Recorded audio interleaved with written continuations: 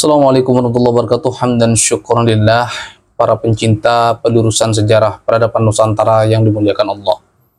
Kita coba untuk memahami netizen yang selama ini masih pro, agar kita bisa memahami dan menjadi referensi kira-kira apa landasan mereka, kok mereka sampai hari ini masih aktif menjadi mukibin mereka, agar kita nanti tahu cara solusi untuk menyadarkan mereka. Oke sahabatku, kita baca dari video yang saya update terkait dengan para ulama Nusantara sebenarnya berpihak kemana ya. Kemudian memunculkan banyak sekali kontroversial di ruang komen di sini. Saya baca misalnya dari kelompok Mukibin atas nama Ruzal TTT. Bagaimana mungkin Ba'alawi tertolak sebagai keturunan Rasulullah, sedangkan Wali Songo keturunan Ba'alawi? Silakan cek naskah kuno ratusan tahun sejak abad 15 Masehi di Keraton Banten dan Cirebon, khususnya Sunan Gunung Jati. Ada ahli nasabnya, yaitu Nyai Raden Ratu Linawati, begal nasab Imaduddin CS, sebelum tersesat mengakui bahwa Ba'alawi sebagai keturunan Rasulullah SAW. Isu nasab hanya propaganda cukong, taipan, dah politik busuk yang akan memecah belah umat Islam di Indonesia. Kemudian dijawab ya oleh teman-teman pendukung perjuangan Wali Songo atas nama Habib Nasib. Wali Songo dari jalur Al-Jailani, bukan Ba'alawi. Wali Songo terbukti sudah mendapatkan isbat 5 Nakoba internasional. Ba'alawi nggak punya bukti isbat Nakoba internasional. Jadi rupanya teman-teman yang sampai hari ini masih meyakini bahwa Ba'alawi itu bagian daripada cucu Nabi, itu masih mengikuti pandangan lama ya. Jadi pandangan lama termasuk Kiai Imaduddin Al-Bantani itu sendiri meyakini bahwa Wali Songo itu keluarga Ba'alawi ya. Gak usah di situ, kalau kita datang ke makam-makam ya, makam-makam keturunan Wali Songo yang di Madura misalnya, tidak perlu nyebut namanya, di situ disebutkan bahwa Wali Songo itu keturunan Azmat Khan yang larinya juga ke Ba'alawi. Nah, dengan munculnya tesis penelitian Keimat ini mengkonfirmasi bahwa ternyata keturunan Wali Songo itu bukan, Wali Songo itu bukan keturunan Ba'alawi. Jadi mungkin sahabat sekalian yang baru nonton channel ini dan baru mengikuti isu nasab, sebenarnya perlu diketahui bahwa awal sebelum adanya ribut nasab ini, zuriya Wali Songo itu ya berjuang keras ya, berjuang keras agar mendapatkan pengakuan dari Robito Alawiyah. Robito Alawiyah itu ketat sekali memverifikasi zuriya Wali Songo itu agar diakui sebagai zuriya Ba'alawi, kira-kira begitu ya, dulu sebelum ribut nasab ini. Nah, ceritanya begitu. Makanya tidak sedikit di antara zuriya Wali Songo sebenarnya memendam rasa. Dengan munculnya nasab ini, zuriya Wali Songo bersatu. Nah, melihat sisi sejarah dan kajian-kajian itu, bahwa ternyata zuriya Wali Songo itu meyakini bahwa Wali Songo itu sendiri bukan keturunan Yaman. Oke, kita coba cek lagi komen yang ini lagi ada lagi nih ya, dari Ahmad Habsyi 1 hari yang lalu. Kita coba baca bagaimana pikiran mereka ya. Ya, kita sebagai anak bangsa saling menghormatilah ya. Beda pendapat silahkan ya, silahkan, tapi jangan sampai melecehkan atau melemahkan derajat orang lain ya. Sebagaimana tradisi jadi klan Ba'alawi ini yang agak kasar-kasar, biasanya tergabung deh kalau menjatuhkan orang tuh habis-habisan. Bagaimana Gus Dur katanya pimpinan buta mata buta hati, segitunya ya, segitunya mereka merendahkan kiai-kiai pribumi. Beda dengan ulama-ulama pribumi, walaupun tidak bersepakat ya tetap mengedepankan akhlakul karimah.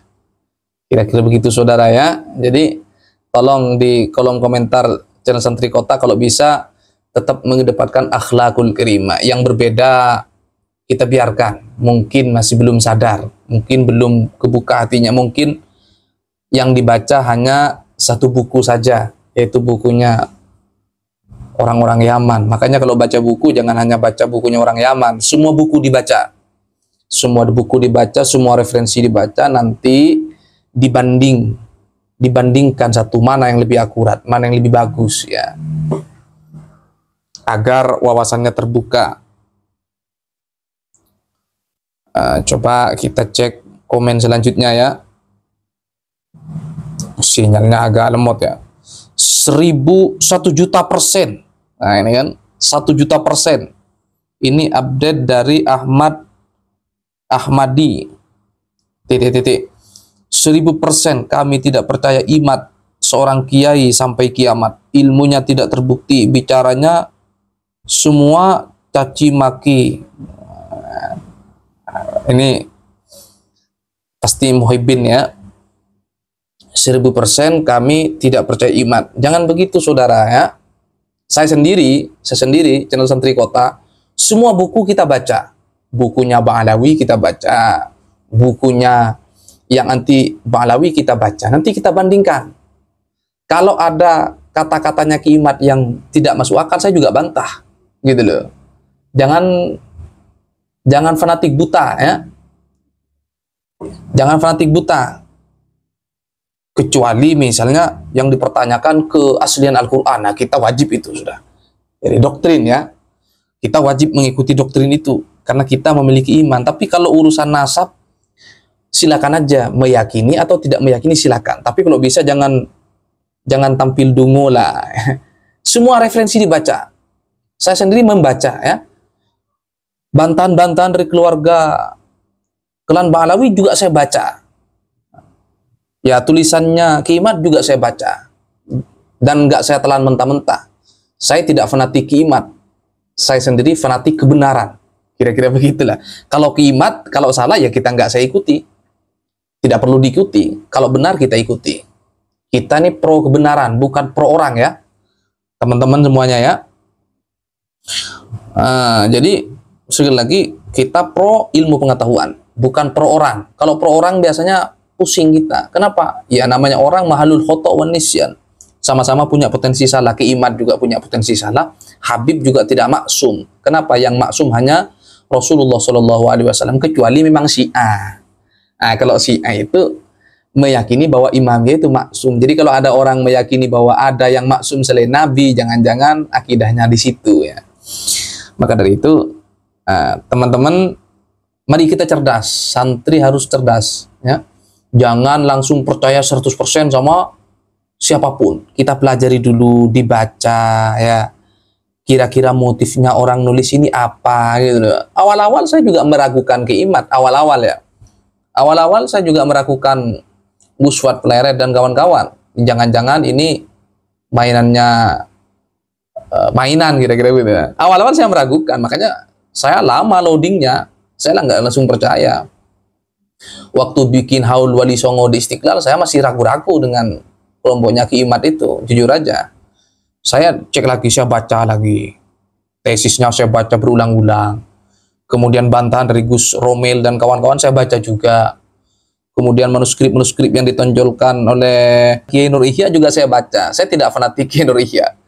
Kalau Kiai Nur Ihya salah, ya tetap saya bilang salah. Kalau Kiai Nur Ihya benar, saya bilang benar. Begitu pula Ba'alawi ya. Buku-buku yang ditulis Ba'alawi yang bagus-bagus saya baca. Ya kan?